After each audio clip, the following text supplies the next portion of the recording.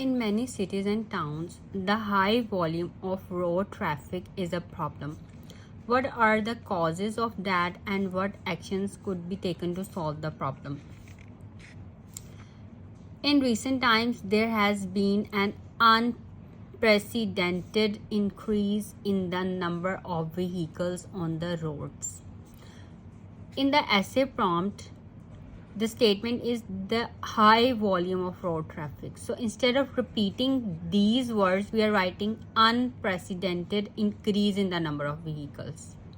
Okay, high volume and unprecedented increase in the number of vehicles on the roads.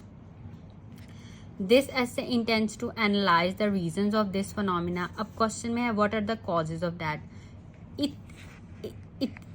इतनी सी statement के answer के लिए हमने ये लिखा है this essay intends to analyse the reasons of this phenomena and what actions could be taken to solve the problem. और इसका आंसर हमने लिखा है and also suggest some solutions to alleviate the situation.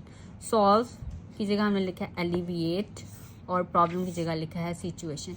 तो मेन चीज़ होती है कि आपने जो क्वेश्चन है ना उसको ध्यान से पढ़ना है और उसी का ही आपने आंसर करना है. ठीक है, आप जनरल स्टेटमेंट भी लिख सकते हैं. जनरल स्टेटमेंट लिखें, ये पैराफ्रेज करें जैसे ये पैराफ्रेजिंग हुई हुई है. टॉपिक स्पेसिफिक वोकैबुलरी यूज़ कर लें, सिनोनिम्स यूज़ कर लें. अब कॉजेज पूछे हुए तो हमने यहाँ पे रीजंस लिख दिए. Causes and reason same thing है.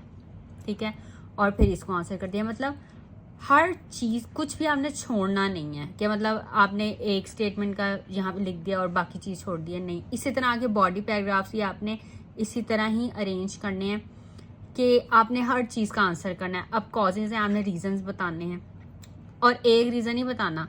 कुछ स्टूडेंट होते हैं एक ही रीज़न लिखे उसी को एक्सटेंड कर दिया, बस उसी के बारे में लिखते. ऐसे नहीं करना. कॉजेज पूछा है, आपने रीजंस बताने हैं. ठीक है, 3 to 4 रीजंस बता दें. ठीक है, और फिर एक्शंस मतलब सॉल्यूशंस वो भी आपने बताना है. उसका एक बॉडी पैराग्राफ अलग से लिख के तो आपने वो सॉल्यूशंस बता देने हैं. ठीक है, सजेस्ट करने सॉल्यूशंस और फिर आपने कंक्लूजन लिखना है.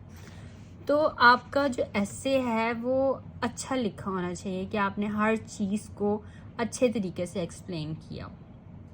ठीक है, और इसके लिए टॉपिक स्पेसिफिक वोकैबुलरी बहुत ज़्यादा इंपॉर्टेंट है. सिनोनिम्स, आपकी सेंटेंस फॉर्मेशन कैसी है. अब ये जैसे ये कलर्ड वर्ड हैं इनको देखें कि आप ये वर्ड्स यूज़ कर रहे हैं अपने एसेज में. कॉम्प्लेक्स स्ट्रक्चर्स लिखने हैं. ठीक है, कंडीशनल सेंटेंसेस लिखने हैं, कंपाउंड सेंटेंसेस लिखने हैं, कॉम्प्लेक्स सेंटेंसेस लिखने हैं. ठीक है, तो आपने डिफरेंट टॉपिक्स की प्रैक्टिस करनी है. तो तब भी आप मतलब प्रैक्टिस करेंगे तो आप जो है वो अच्छा ऐसे जो है वो लिख सकते हैं. ठीक है, प्रैक्टिस से ही ये सब कुछ होगा. So that's all for this video. If you have any questions, you can ask me in comment.